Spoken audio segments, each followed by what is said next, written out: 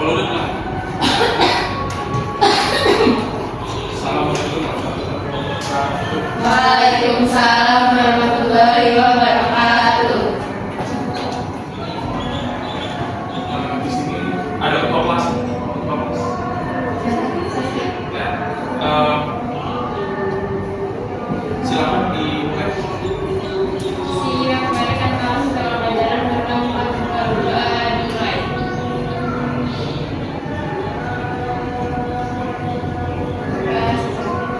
Dari sana. Assalamualaikum warahmatullahi wabarakatuh. Semangat ya? Udah siap? Siap. Siap ya, Ustaz?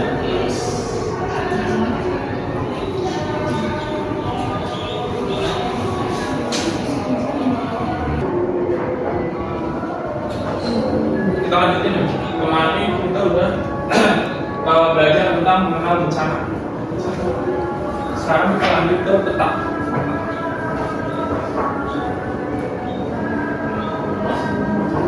Di bab ini ada sekitar berapa poin? Ya. Pertama ada pengertiannya, ada jenisnya, ya. Ada fungsi, koeksi, keterampilannya, interpretasi sama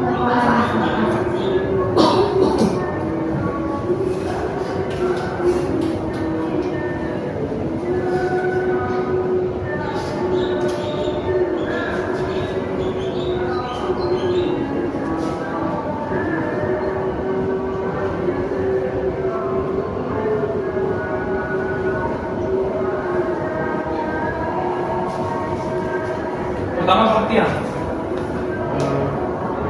Apa itu peta? Ada yang bisa jawab? Apa itu peta? Yang kalian tahu ada? Apa itu?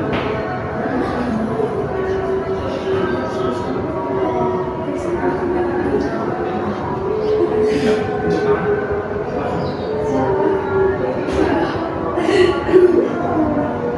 Apa aja yang kalian tahu? Gambaran dalam bidang sama. Peta adalah gambaran permukaan bumi pada bidang yang datar dengan skala tertentu. Skalanya melalui sebuah sistem proyeksi. Jadi ada skalanya. Apa itu skalanya? Dijelasin. Skala itu perbandingan antara luas permukaan bumi dengan luas peta itu sendiri. Ya, itu skala. Nanti ada 1/500, 1/1 ya. Nanti ada menghitung. Oh ini menurut pemerintah, menurut peraturan pemerintah nomor 8 tahun 2013, peta adalah suatu gambaran dari unsur-unsur alam atau buatan yang berada di atas maupun di bawah permukaan bumi yang digambarkan pada suatu bidang datar dengan skala sama. Pada suatu bidang datar dengan skala. Kenapa dia berada di atas maupun di bawah permukaan bumi? Kenapa? Karena contohnya gini, ada namanya peta sebaran SDA, sumber daya alam. Nah itu peta itu menggambarkan tentang kondisi yang ada di bawah tanah. Ya. Jadinya bukan cuma di atas tanahnya doang, misalnya gunung atau sungai kita tahu kan. Tapi yang di bawah tanah itu juga direpresentasikan juga, digambarkan juga. Contohnya lagi bukan cuma potensi sumber daya gitu, potensi sumber daya, tapi juga peta tentang air bawah tanah. Ya. Nah, jadinya kalau di bawah tanah itu kan ada namanya aquifer. Aquifer itu apa? Itu adalah jumlah air yang ada di bawah tanah. Jumlah air. Nah itu juga digambarkan juga ya. Ada jenis berdasarkan isi, berdasarkan skala. Berdasarkan isi, ada peta umum, peta yang menggambarkan permukaan bumi secara umum, baik tentang alam maupun tentang budaya. Ini nggak ada peta di sini biasanya. Apa itu peta umumnya tadi? Peta yang menggambarkan secara umum. Ya, peta tentang jumlah sungai, misalnya tempat Jakarta itu ternyata dilintasi oleh 13 sungai. Makanya dibaca terus, apalagi ada tahun ini. Nah itulah peta tematik. Jadi dia ada tema khususnya, ya, tema khususnya. Oh itu tadi udah selesai. Contoh peta orografi, yaitu peta yang menampilkan sebagian atau seluruh wilayah secara baik. Ada lebih baik. Nah ini peta dunia, peta yang menampilkan seluruh negara yang ada di dunia dan gambaran untuk muka bumi di dunia secara umum ya. Habis itu ada peta topografi. Apa itu peta topografi? Peta yang menampilkan relief permukaan bumi. Nah ini peta topografi gambarkan dengan garis kontur ini dan sebagainya. Nah peta topografi itu menampilkan apa? Menampilkan perbedaan ya. Biasanya saling berdekatan. Nah, sementara di tengah ini, nah ini landai, ya. Landai. Nah, terus angka yang ada di sini apa? Angka ya, bisa dilihat.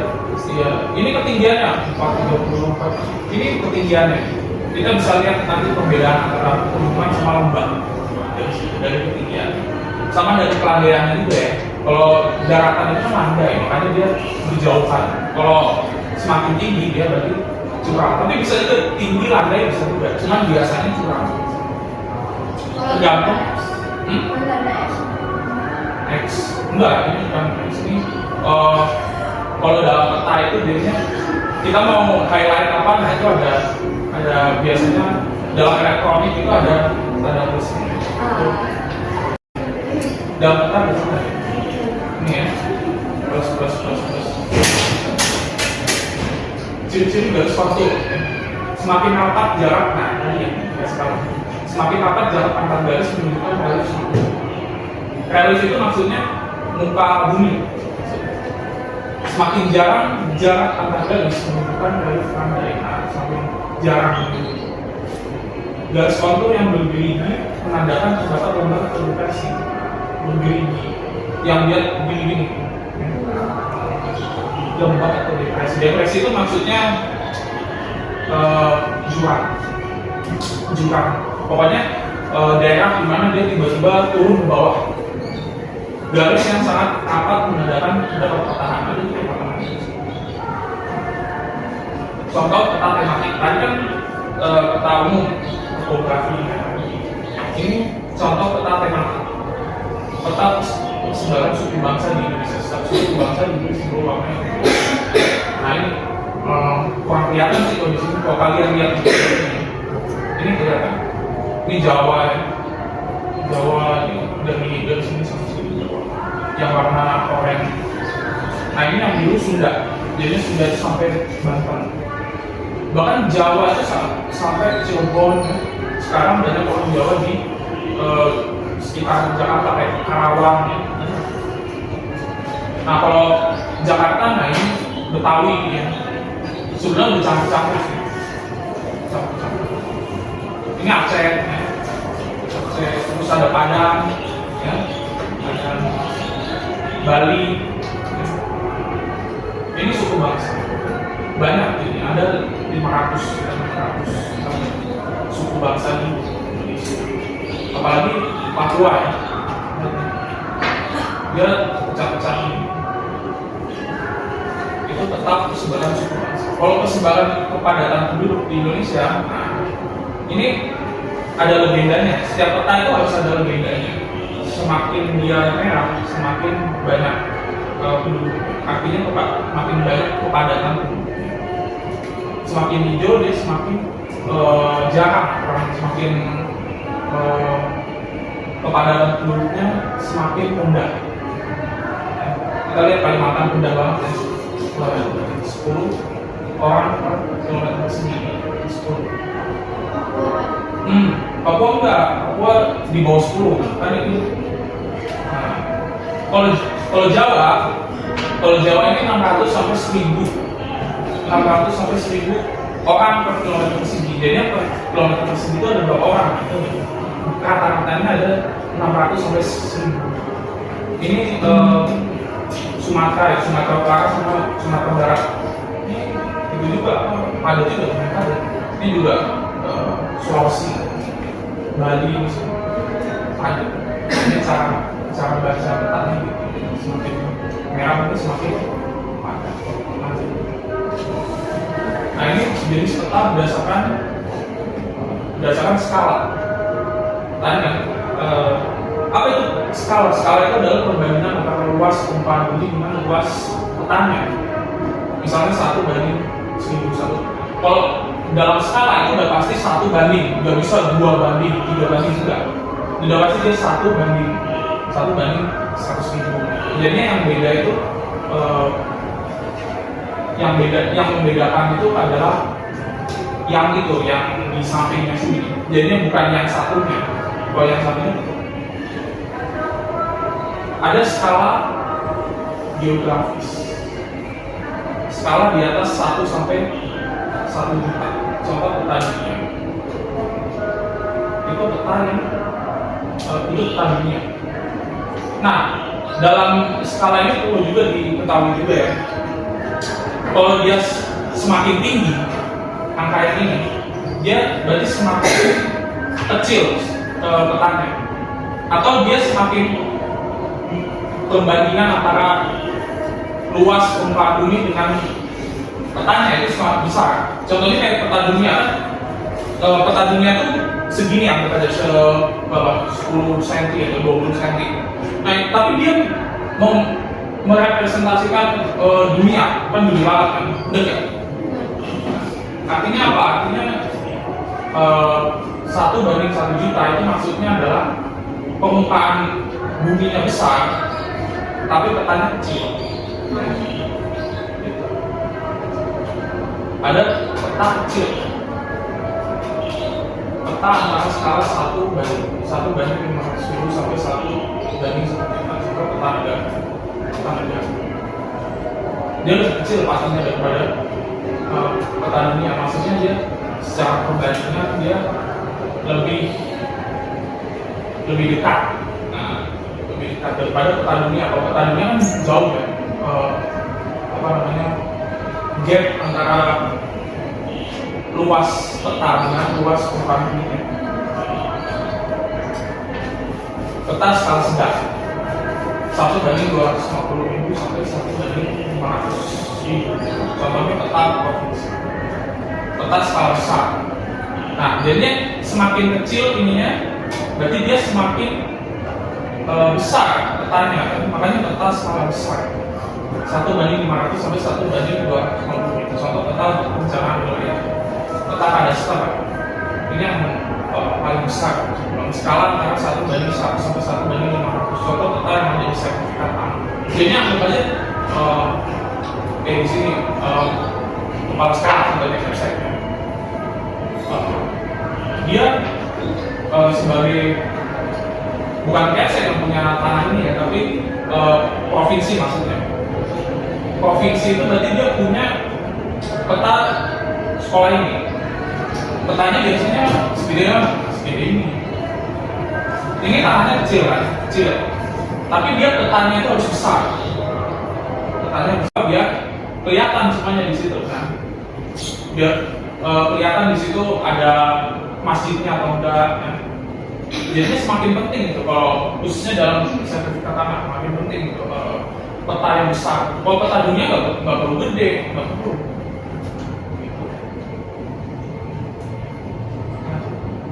Ada fungsi. Biasa ya, kalian lihat di jalan-jalan ya Google Maps, Gojek semuanya pakai ya. Sekarang dengan adanya internet yang semakin cepat ya, sekarang ada 5G. Itu semakin penting yang namanya Google Maps dan lain-lain. Penting. Peta, khususnya peta elektronik ya, menunjukkan posisi atau lokasi di permukaan bumi, menggambarkan fenomena dan bentuk di permukaan bumi, dan memperlihatkan ukuran luas jarak di permukaan bumi, menyajikan PPT-nya juga menyajikan informasi dalam konteks ruangan. Jadi ada konsep, kita sudah belajar konsep tentang ruangan. konsep-konsep ruang, konsep-konsep geografi maksudnya ada dalam itu konsep spasial ruangan itu sama, spasial sama ruangan sama. Iya, ada proyeksi. Nah, sebelum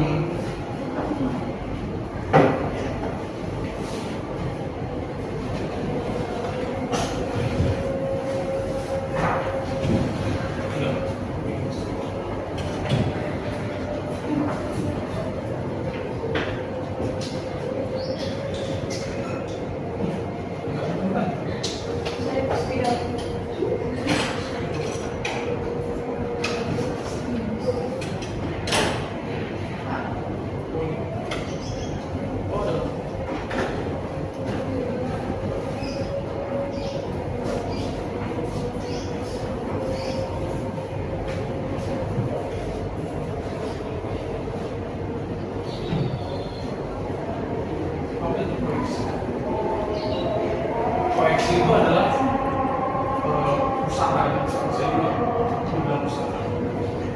Ini secara simpelnya, secara singkat, apa itu proyeksi? Proyeksi adalah usaha untuk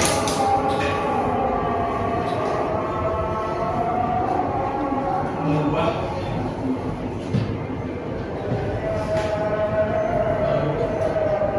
permukaan bumi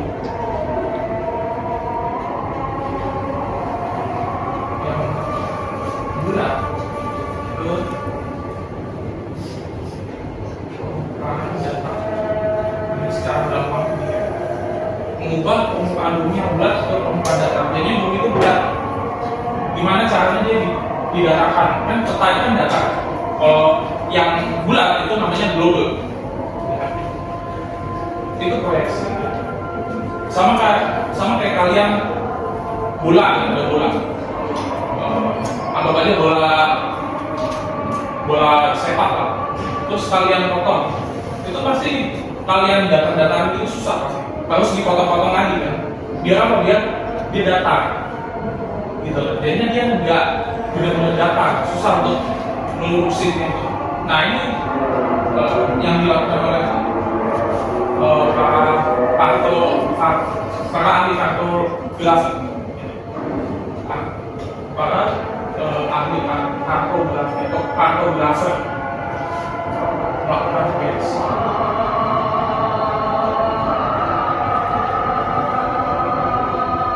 Pertama ada proyeksi azimut.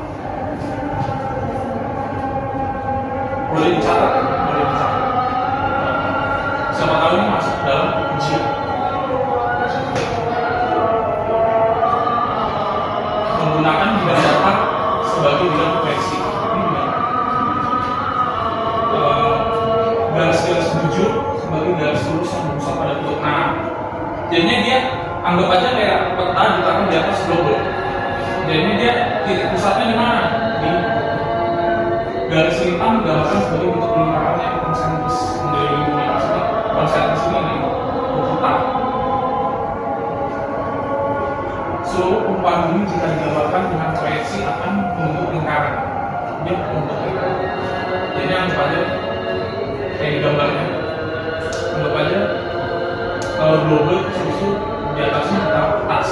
Nah, tas itu nanti bisa dipetak. Kepada tuan guru, bapak-bapak yang mau jumatan, silakan untuk ke masjid. Sebentar lagi kita untuk mau jumatan. Terima kasih banyak. Assalamualaikum warahmatullahi wabarakatuh.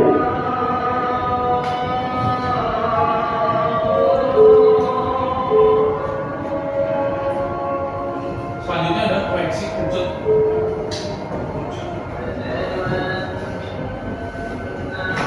Sama kayak di gambar. Kalau tadi kan sebelumnya bumi harus ada bidang datar. Nah ini bumi bidang datar itu tapi wujud. Jadinya dia bidang datarnya nggak datar sebetulnya kan? Nggak datar sebetulnya bidang datar. Tapi dia membentuk wujud. menggunakan bidang pucuk sebagai bidang proyeksi. Cocok untuk memproyeksikan daerah bintang tengah. Di mana bintang tengah di sini? Nih, bintang tengah itu bahasa lainnya katulistiwa. Indonesia masih katulistiwa. Garis hitam berwujud garis lingkaran, sedangkan garis buncit bukan jari-jari. Maksudnya apa? Garis hitam berwujud garis lingkaran. Ini garis lingkaran, sedangkan garis bujur bukan jari-jari. Sama kayak kalian di sepeda nih, sepeda itu ada apa namanya besi yang gini, yang apa di sekitar ya itu dari ban sepeda kayak gitu. Nah, dia membentuk kayak gitu juga di peta proyeksi pucuk itu. Kalau garis lintangnya itu lingkaran atau semi lingkaran, setengah lingkaran. Setelah itu ada proyeksi silinder. Sesuai sama kayak gambarnya. Bumi bisa masuk ada petas yang mukanya petas, dia menyelimuti bumi. Dipotong semua. Kita lanjut ke proyeksi silinder. Proyeksi silinder itu apa? Dia proyeksi yang di mana bumi yang bulat itu digambarkan di dalam sebuah bidang silinder. Menggunakan bidang silinder atau tabung sebagai bidang proyeksi. Cocok untuk memproyeksikan daerah katulistiwa. Katulistiwa dapat menggambarkan daerah yang luas. Makin mendekati kutub, makin luas wilayahnya. Nah, di sini masalah kelemahan dari proyeksi silinder. Jadi dia semakin ke kutub, semakin luas. Kelihatan dari atas, daerah kutub yang berupa titik digambarkan seperti garis lurus. Apa maksudnya? Daerah kutub yang berupa titik digambarkan seperti garis lurus. Maksudnya apa? Maksudnya ada distorsi. Jadinya keadaan permukaan buminya itu jadi berubah terdistorsi. Distorsi itu maksudnya apa? Dia jadi menyimpang, jadi berubah. Karena dia dalam bentuk titik, dia jadi dalam bentuk bidang.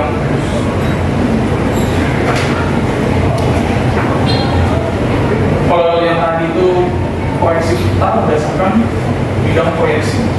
Nah, ini proyeksi peta berdasarkan posisi sumbu simetri. Posisi sumbu simetri. Ada yang namanya proyeksi normal. Apa itu proyeksi normal? Nah, ini anggap aja bumi. Kalau yang aslinya buminya nggak tegak ini ya, ini kan sumbu ya, sumbu bola bumi atau pusat bumi nggak begini.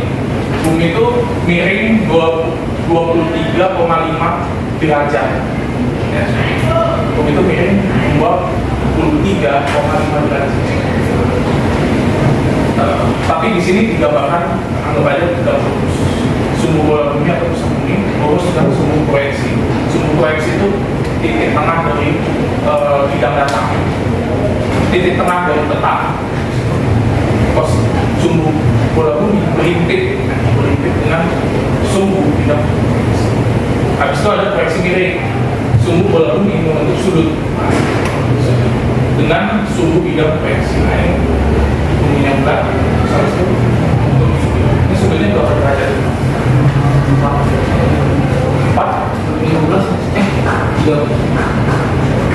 45 ya? Iya, 45 benar.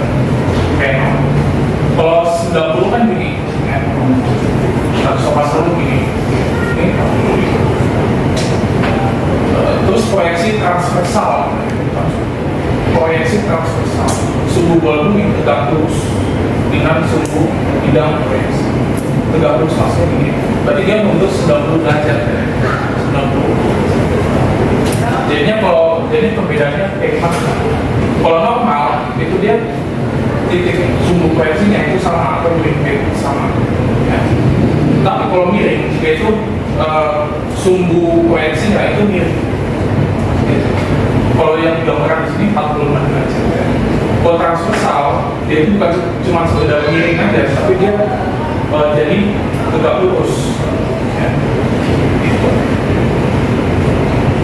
Ini tabelnya, azimutal, planar, pola. Kedudukan, ini tidak proyeksi, ini kedudukan suhu tadi, suhu snack. Azimutal atau pola, kalau normal, kalau azimutal tapi miring, nah ini dia agak miring suhunya ya. Kan ini suhu bumi, nah ini suhu simetriknya. Kalau tegak lurus dia berarti sampai hari. Nah, ini di sini depan. Terus bisa normal, bisa agak miring, bisa ke samping, silinder dan tabung juga. Sampai sini tahu. Habis itu ada proyeksi tangan atau menyinggung. Proyeksi menyinggung permukaan dalam. Kalau sekan atau memotong itu bidang proyeksi memotong permukaan dalamnya ada. Proyeksi tangan atau ini azimutal.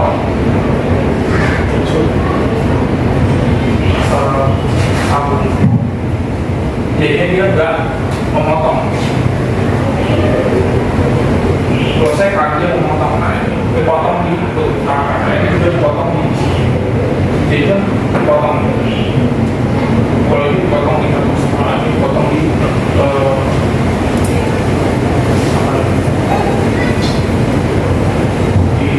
atas ekuator. Kalau ini tutup.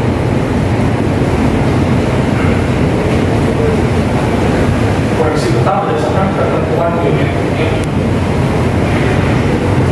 Ada namanya proyeksi ekuidistan.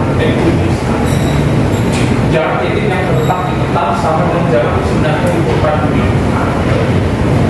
Jadi jarak proyeksi ekuidistan menjadi jarak titik yang terletak di peta itu sama dengan jarak sebenarnya di permukaan bumi. Dia belum tentu bentuk petanya ini sama dengan yang ada di permukaan bumi asli, belum tentu. Tapi dia udah pasti jaraknya itu sama di permukaan bumi. Jadi kita bisa hitung. Ini nanti kita belajar tentang menghitung skala. Kalau kita mau menghitung skala, itu berarti dia harus proyeksi ekuidistan. Kalau dia petanya itu nggak akurat secara jaraknya, dia nggak bisa dihitung. Jarak yang ada di peta itu berarti nggak sinkron sama yang ada di permukaan. Proyeksi konform, besar sudut atau arah suatu garis yang tergambar tetap sama dengan sudut di permukaan bumi. Nah, sudutnya, ya. Ini globe. Kita tarik garis lurus, ya. Ini posisi. Nah ini pasti ada sudutnya. Anggap aja dari sini 90 derajat. Nah kalau di peta proyeksi konform, ini dia sama 90 derajat juga ya. Jadinya kalau kita tarik garis di global sama di peta itu sama sudutnya, tidak berubah.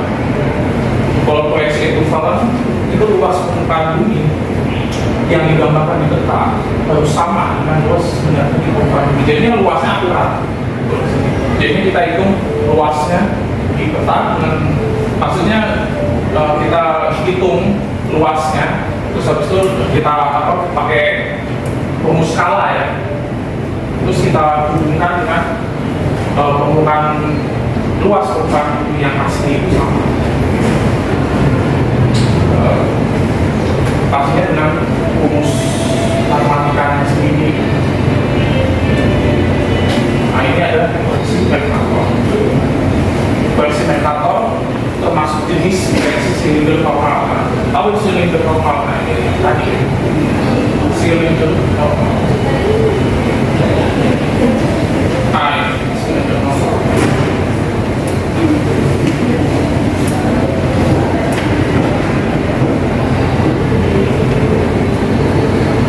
Banyak digunakan untuk membuat peta bumi. Google Maps itu juga pakai koreksi vertikal. Google Maps. Distorsi makin besar jika mendekati daerah kutub. Nah, ini contohnya kalau bahasa Indonesia-nya tanah hijau, kalau bahasa Inggrisnya ini gede banget kelihatannya, sama kayak ukurannya sama kayak ukurannya Afrika. Nah, kalau misalnya kita hitung di permukaan bumi, bukan yang asli, bukan di peta, ini kecil, milimeter itu kecil, cuma segini. Tapi dia di proyeksi Mercator itu kelihatannya gede banget. Nah, berarti dia luasnya kurang kuat. Tapi proyeksi Mercator itu bagus dalam bidang lain, khususnya dalam bidang kalau misalnya orang zaman dulu itu berlayar pakai peta ya, kalau sekarang pakai navigasi satelit ya. Nah, itu dalam pelayaran dia bagus, tapi dalam luas permukaan itu bagus, ya terdistorsi, jadi berubah. Ada yang mau bertanya tentang proyeksi?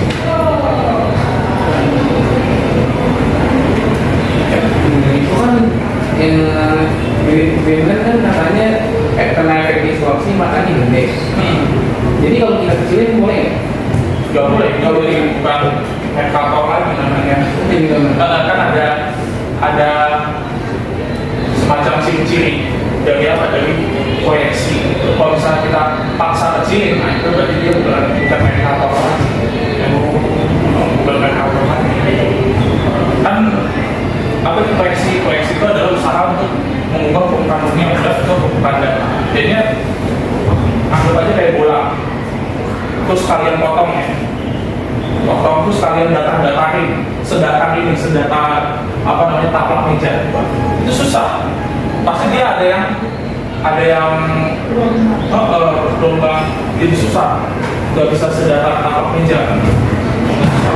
Nah, itu distorsi itulah yang bikin ini, yang bikin bentuknya jadi berubah ya. Sebenarnya bukan bentuknya, tapi lebih ke arah ukuran dari bentuknya.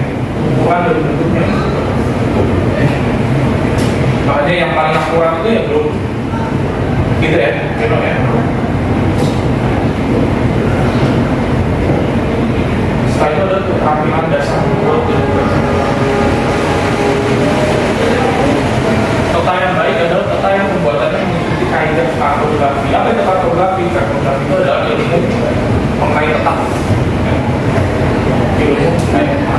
Dalam kaidah kartografi terdapat komponen-komponen peta yang harus dipahami oleh pembuat peta kartografi. Jumlah kejadian kebencanaan tahun 2017.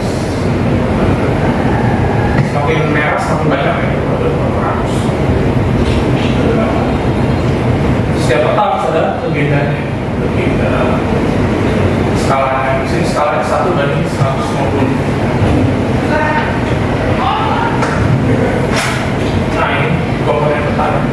Peta utama, peta isi yang menggambarkan wilayah dan bagaimana yang disampaikan di sini.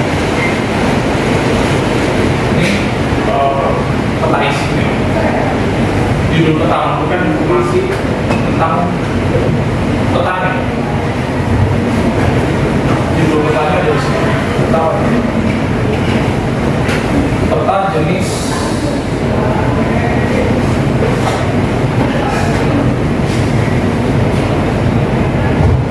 tanah kayak gini. Peta jenis ini agak blue, menunjukkan arah suatu lokasi. Ini orientasi. Nah, orientasi itu yang mata angin itu yang utara selatan ya, utara selatan barat, menunjukkan arah suatu lokasi atau wilayah. Biasanya menunjukkan arah utara.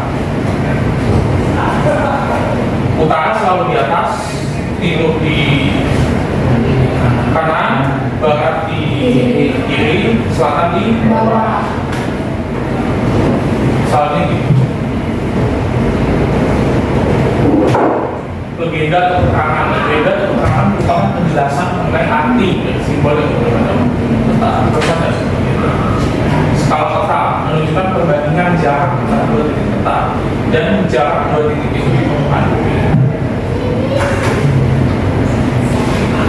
Insight peta kecil tambahan untuk memperjelas posisi wilayah yang ada di peta kecil. Jadi ini provinsi Kalimantan Selatan. Nah, di inset itu digambarkan pulau Kalimantannya. Walaupun insetnya kecil, tapi dia di garis bujur dan garis lintang. Nah, ini sudah pasti ada ya, garis bujur garis lintang menunjukkan komunitas dan sumber tahun pembuatan peta menunjukkan sumber data yang benar.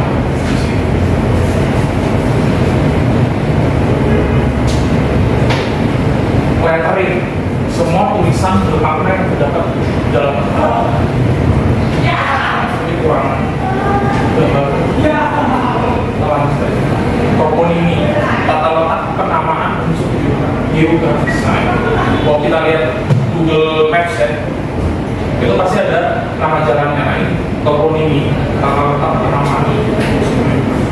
Nama kota atau desa diletakkan menempel di wilayah kota atau desa tersebut. Nama sungai terletak di sebelah kiri sungai. Nah, sebelah kiri sungai. Ini ya, benar ya? Ini Ciliwung. Dan searah dengan aliran sungai. Searah. Gak bisa ditulis Ciliwung di sini, tapi dia harus begini. Kenapa? Karena dia arahnya kan gini ya. Jadi dia harus di sini. Nama samudra atau laut ditulis di samudra atau laut tersebut iya. Masa nama laut di daratan ini juga masuk akal. Nama samudra pasti di samudra, nama laut di laut. Nama pelabuhan dinyatakan dengan huruf diletakkan di atas laut.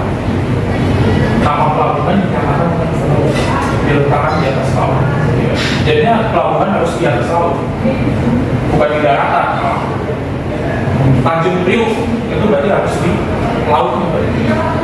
Nama jalan raya ditulis di sebelah kiri. Nama jalan raya di sebelah kiri jalan raya. Kalau kita lihat dari sini kiri benar ya. Kirinya sini, kanannya sini. Kenapa? Karena dia arah jalannya itu sini. Ya. Kalau arahnya dia dari atas ke bawah, nah ini di kiri. Kirinya berarti di sini ya, Pasar Minggu, Warung Jati. Jadinya tata letak namanya aja ada aturannya. Warna dasar peta. Kita biasanya lihat peta itu ada hijau, kuning. Maksudnya dalam komponennya sini ada hijau, ada kuning, ada biru. Ya. Kalau merah jarang. Biasanya coklat, gelap. Putih ada. Putih itu bukan cuma penampakan es. Putih itu bisa juga daerah yang nggak kita lagi bahas. Jadinya kita mau bahas misalnya daerah Kalimantan Selatan, daerah yang nggak kita bahas, Kalimantan Kalimantan Timur, Kalimantan. Ini kayaknya Kalimantan Selatan atau Kalimantan Barat. Barat. Barat. Coba renong. Itu Kalimantan apa? Boleh lihat di Kalimantan enggak? Ini timur, ini barat. Ini yang di pojok ini apa?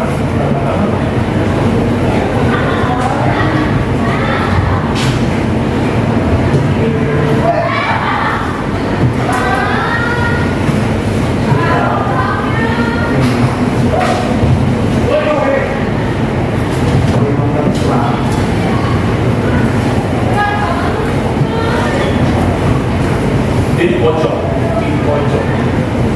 di bawah, di bawah ini Kalimantan Selatan. Selatan kan? Kalau ini sebelahnya ini apa nih Kalimantan apa? Atasnya timur. Ya ini timur. Ini sebelah sini Tengah. Tengah. Nah, ini Kalimantan Tengah. Berarti saya benar berarti ini selatan. Hijau, kuning atau coklat mendapatkan bentuk kalau kuningan. Bisa juga hijau, itu nggak menggambarkan bentuk relief, bisa juga dia menggambarkan vegetasi. Kalau dia ada hutannya di situ, berarti dia warnanya coklat, bukan coklat, biasanya hijau gelap. Hijau gelap. Kalau dia tanah kosong, nah itu dia mungkin lebih ke arah kuning. Ya. Kalau dia sawah atau dia daerah perkebunan, dia biasanya hijaunya hijau muda. Ya. Itu biasanya biru. Kalau biru, nah biru itu udah pasti perairan. Perairan itu bisa laut, bisa sungai, ya, bisa danau, bisa bahkan kadang-kadang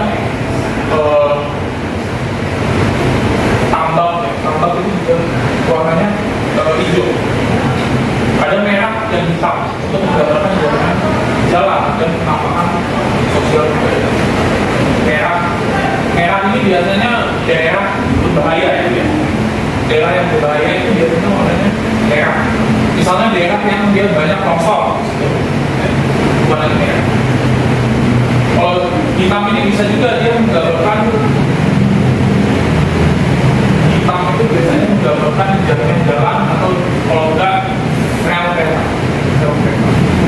Putih menggambarkan penampakan es dan wilayah yang tidak termasuk pembahasan wilayah taman. Nah ini daerah yang tidak termasuk pembahasan wilayah taman juga putih.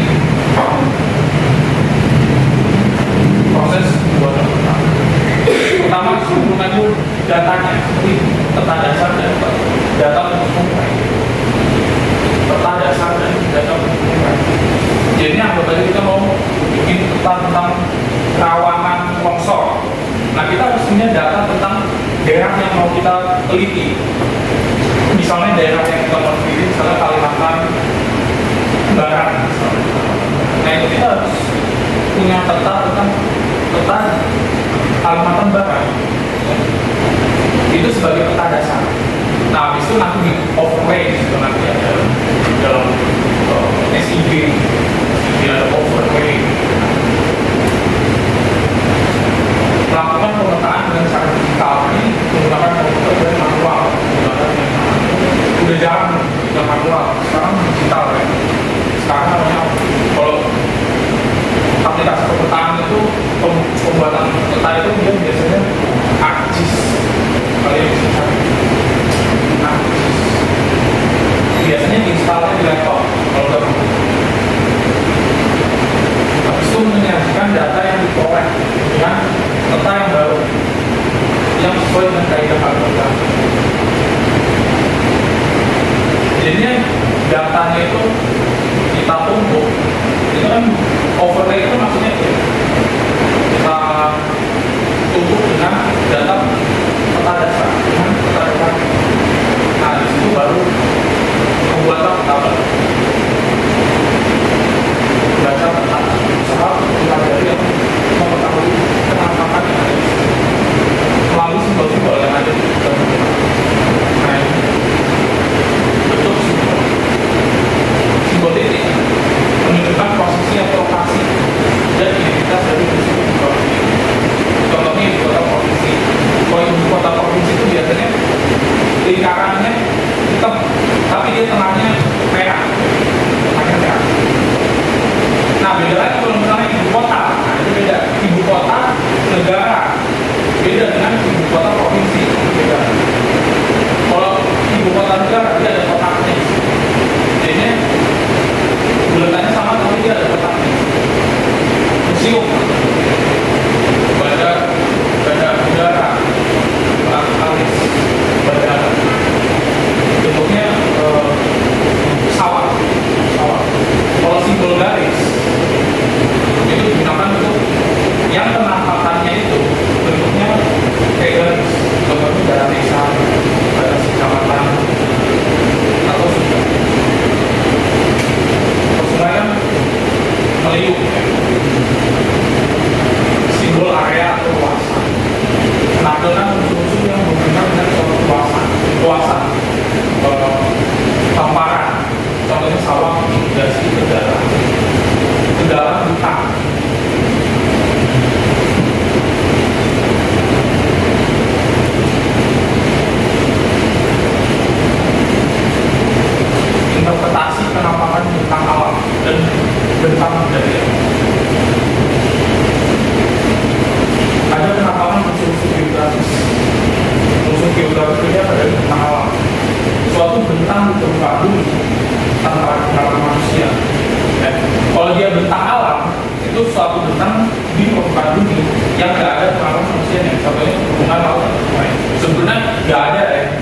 zaman sekarang yang permukaan dunia nggak ada pengaruh manusia sama sekali, sebenarnya salah juga sudah pemikiran itu. Dan cuman maksudnya di sini bentangnya itu bukan bentang yang dibuat oleh manusia, maksudnya gitu ya. Jadi bukannya nggak ada pengaruhnya. Contohnya kayak sungai, kita kan nggak buat sungai gitu. Bisa aja manusia buat sungai, tapi di sini contohnya itu nggak dibuat manusia. Jadi itu bentang alam yang dia nggak dibuat oleh manusia. Ada nggak pengaruh manusia? Ada. Di mana-mana ada pengaruh manusia. Tentang budaya, itu tentang dunia yang buat menerima pengaruh manusia. Misalnya jalan raya, pertanian, kalau tentang budaya ini daerah yang manusia buat. Kalau nggak ada manusia nggak ada. Pertanian, pelabuhan, dan lain-lain. Contoh interpretasi penampakan musuh. Peta infrastruktur Provinsi Riau menunjukkan tentang budaya.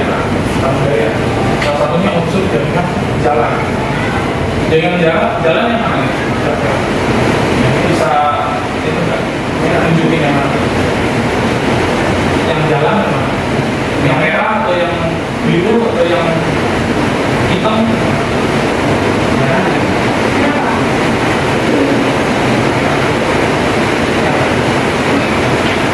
Dengan menginterpretasi simbol-simbol pada tetangga, tapi wilayah dan pokoknya jalan itu kalau nggak merah, yaitu hitam. Ini nggak kelihatan lebih bedanya. Apa? Dalam bidang pertanian, dia menentukan wilayah yang sesuai suatu lahan pertanian. Jadi dalam pertanian apa penggunaannya? Jadi dia untuk menentukan di mana wilayahnya, itu yang bapak bertani. Misalnya tadinya daerah rawa, makanya di Jakarta itu banyak namanya rawa domba, rawa buaya, banyak rawa buntung,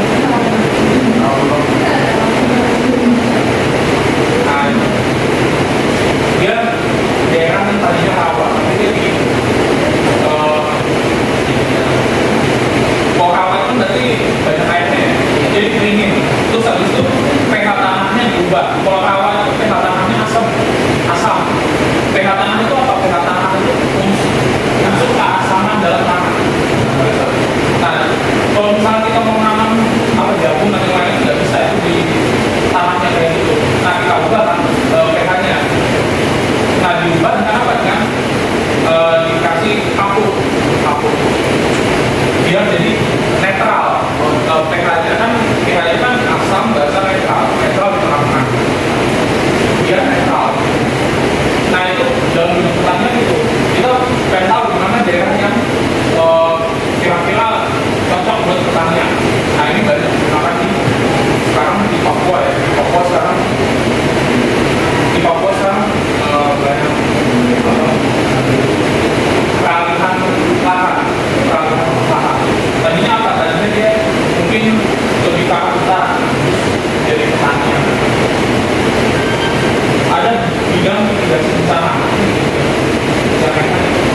membantu dalam pengambilan keputusan terkait mitigasi sehingga mengurangi resiko bencana. Contohnya ini ada daerah dia dekat bukit-bukit ya, itu curang.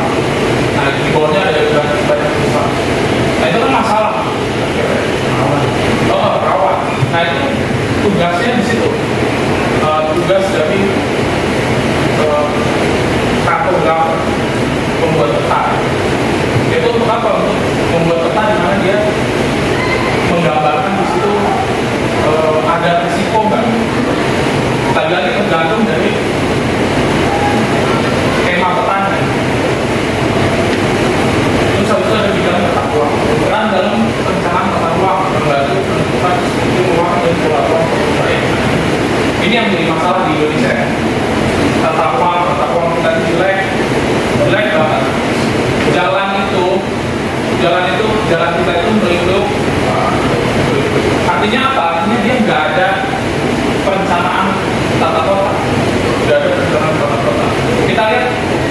daerah yang perencanaan kota-kotanya bagus kayak di kota tua, bahkan di Gambir aja itu sebenarnya bagus loh sebetulnya dibandingin di daerah mana Bogor misalnya atau Jakarta Utara, Penggilingan dan lain-lain. Itu beda, udah beda dunia. Tata kota yang bagus yang aman, nah ini ya kota-kota kayak begini, kota-kotanya bagus, tapi kan dia pasti banyak lampu merahnya, ya. Kota-kota gini pasti banyak lampu merahnya. Iya, tapi dia jadi nggak umum, jadinya nggak ada daerah yang dia kalau Jakarta ya, selain Gambir terus kota tua, itu ada daerah-daerah di mana dia jauh dari jalanan. Jadinya cara orang itu mau masuk sana itu lewat gang-gang kecil, ya banyak itu kan, bener kan? Ya, kayak daerah umum. Kalau di daerah saya itu namanya daerah Kampung Jembatan. Nah, itu susah juga, motor aja mau masuk susah. Nah, itu mau masuk susah tuh. Biasanya di mana khususnya nih ya di pinggir rel itu parah, pinggir rel. Kenapa tuh di pinggir rel parah? Iya, pinggir kereta itu kenapa pemukiman misalnya parah banget? Coba aja kalian naik kereta ya dari Kampung Bandan, tahu Kampung Bandan sampai ke Cikarang. Nah itu lewatin Senen, nah itu udah parah. Lewatin Senen, nah itu bisa dibilang jadi bukti ya, bukti dari tata kota yang kurang bagus. Itu juga banyak pemukiman sudah ilegal itu ya, nggak boleh, bener nggak? Pemukiman yang di samping rel itu nggak boleh. Itu tanah apa? Tanah siapa? Tanah KAI, dari KAI. Dari KAI. Jadi zaman dulu, zaman Belanda nggak ada itu semua. Itu tanah semua, tanah kosong maksudnya. Tapi karena dia nggak dianggap nggak bertuan, nggak ada orangnya gitu yang ngeklaim gitu. Padahal ada sebenarnya orangnya, cuma orangnya ya itu apa PT KAI. Cuman di situ mulai karena urbanisasi gitu, jadinya dia mulai diisi banyak orang. Parah.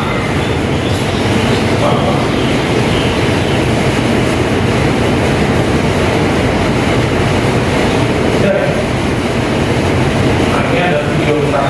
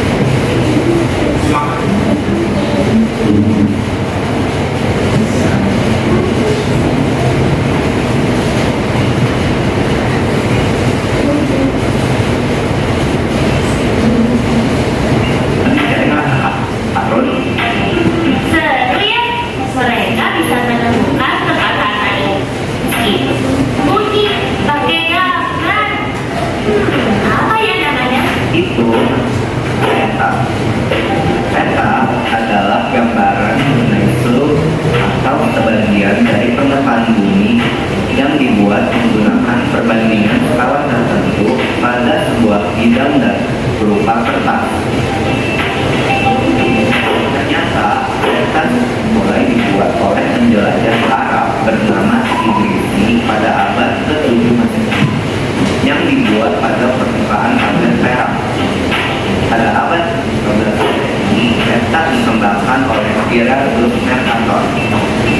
Namun pada saat itu peta hanya menggambarkan tempat-tempat tertentu seperti pelabuhan, benteng, dan tempat berbahaya. Lalu gimana dengan pertanyaan sekarang?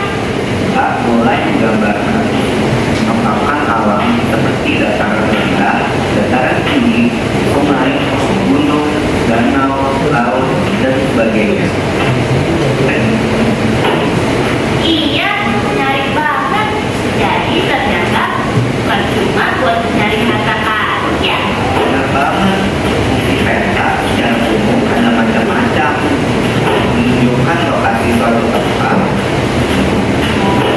menggambarkan permukaan bumi, mengetahui jarak suatu tempat, dan menunjukkan potensi kekayaan alam.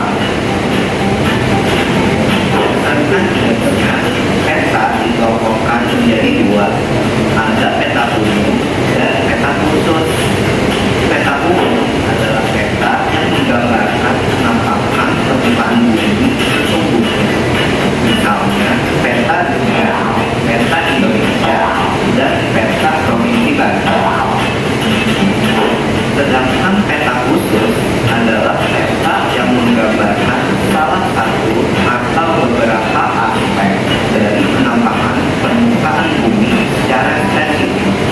Misalnya peta penggunaan tanah, peta dan peta kepadatan penduduk.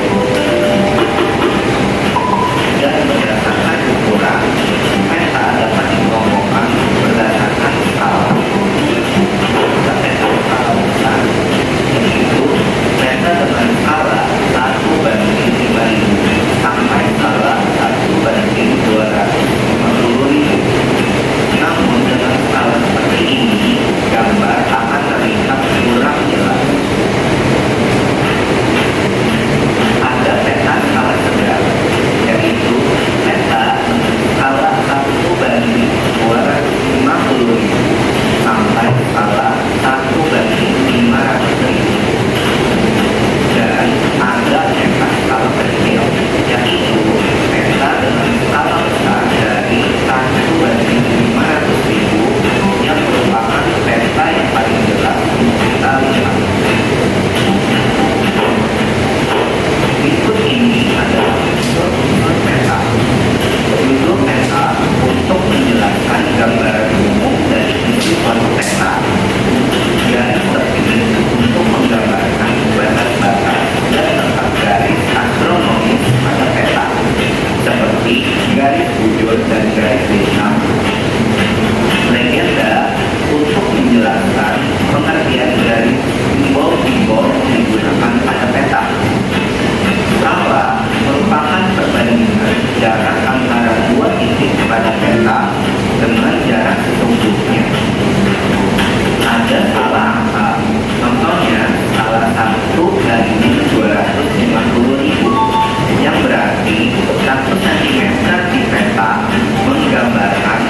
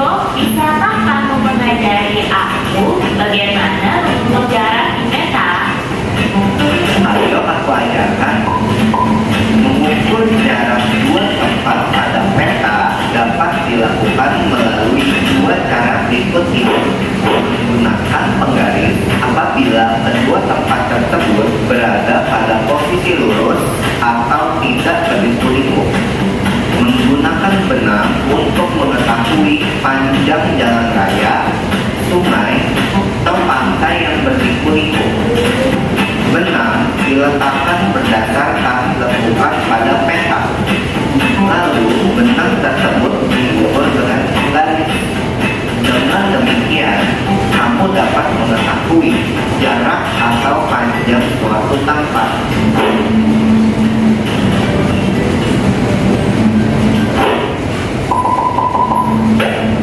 Jadi peta adalah gambar seluruh atau sebagian dari permukaan bumi yang digambarkan ke suatu bidang data dengan perbandingan atau skala tertentu. Iya, dan jangan lupa bentuk skala peta ada 3 macam: skala angka, skala garis, dan skala verbal. Dan legenda adalah kumpulan keterangan berupa simbol, tanda, atau singkatan yang digunakan dalam peta. Wah, ternyata belajar peta banyak gunanya ya teman-teman. Tidak hanya untuk mencari harta karun seperti yang aku pikirkan tadi. Peta juga bisa kita pakai waktu kita sedang berpergian. Selain supaya tidak nyasar, kita dapat meluaskan wawasan kita dengan melihat keadaan daerah-daerah lainnya melalui peta.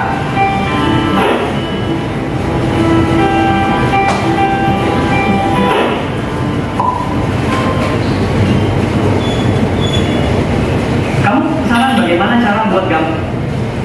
Dari sini.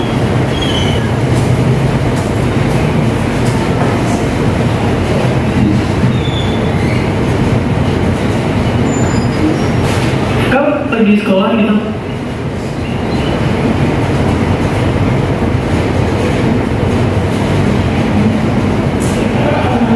Lanjut. Saya sering nemuin peta dasar persegi panjang yang ditempel di dinding. Ya, nyatanya kita sering lihat peta dimanapun kita berada. Tapi kalau diperhatiin, peta tadi itu tuh beda-beda. Jadi sebenarnya gambar peta mana sih yang paling benar?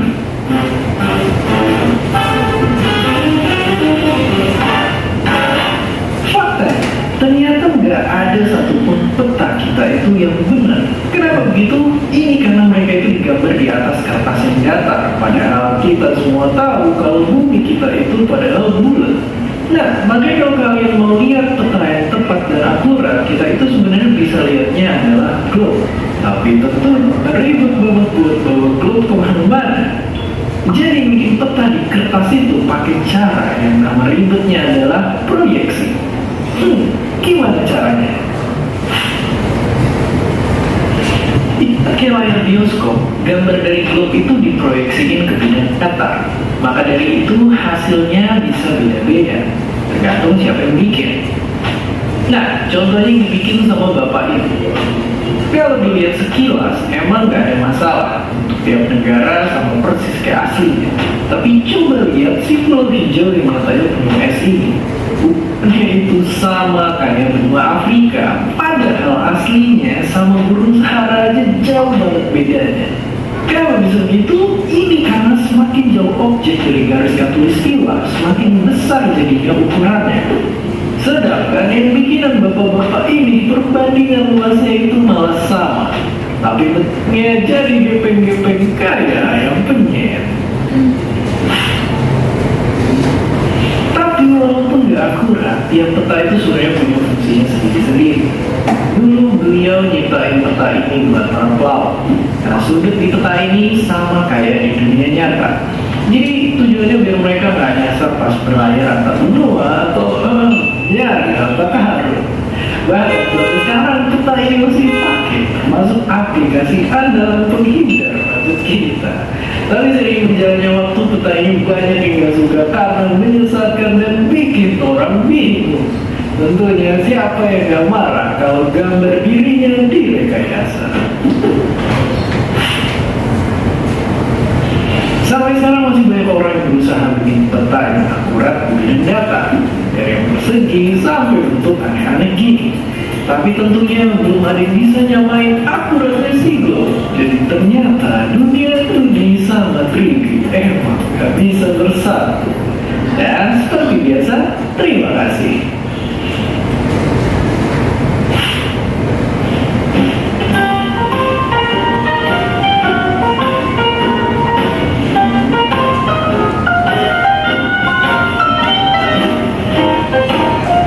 Terima kasih. Kok bisa? Menurut yang lain, bisa aja di kolom komentar di bawah. Dan jadinya semakin pengenalan minggu depan kita mencoba untuk bikin peta, gambar peta. Jadinya kalian bawa itu ya, bawa buku gambar ya, gambar sama apa, kertas yang warna hitam. Iya, kertas karbon ya, kertas karbon. Dan sekarang jam udah lewat. Makasih ya. Iya. Semangat juga. Kenapa? Karena siang. Walaupun hujan sih, jadinya adem ya, Tapi malah adem pengen tidur, bener nggak? Betul. Assalamualaikum warahmatullahi wabarakatuh. Terima kasih, Kak.